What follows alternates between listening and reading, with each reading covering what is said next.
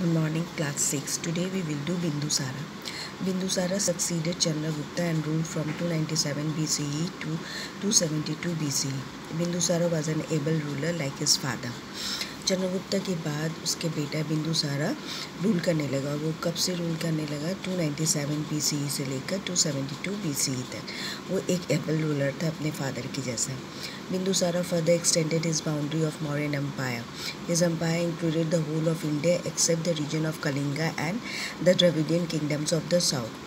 बिंदुसारा का जो एम्पायर था पूरे इंडिया में फैला हुआ था, खाली वो कलिंगा और द्रविडियन किंगडम साउथ की तरफ छोड़ दिया था। The Dravidian kingdoms had friendly relation with the Mauryan empire. Dravidian kingdom, Dravidian किसको बोलते हैं? साउथ के लोग को द्रविडियन बोलते हैं। तो द्रविडियन किंगडम्स जो थे, साउथ के जो किंग लोग थे, उससे बहुत अच्छा रिलेशन था मौर्यन एम्पायर का। Bindusara maintain and improve the relation that Chandragupta had establish with the foreign empire.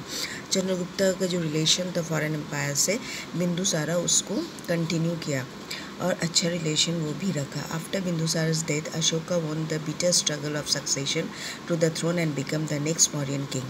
Bindusara मरने के बाद अशोका जब बन गया Mauryan king. Ashoka the great, Ashoka को देखो द ग्रेट कहा जाता है।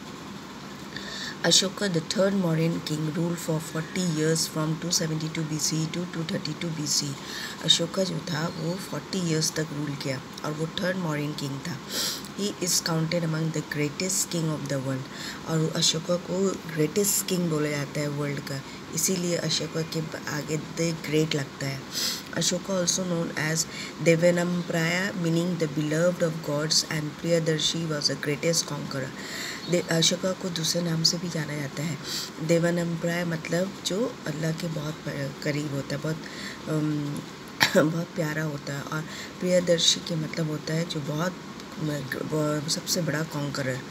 However, he earned the respect and admiration of millions worldwide for giving up warfare. लेकिन लोग उसे कब पसंद करने लगे?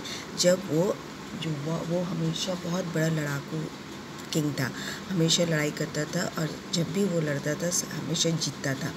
एक बार कलिंगा वॉर हुआ जब इतना ज़्यादा लोग मरे, और जब वो देखा कि इतने लोग मर गए हैं तो उस दिन से वो ओथ लिया कि वो और कभी लड़ाई नहीं करेगा। इसी वजह से लोग उसे बहुत ज़्यादा चाहते हैं। Till here today, next class will continue with the chapter. Thank you.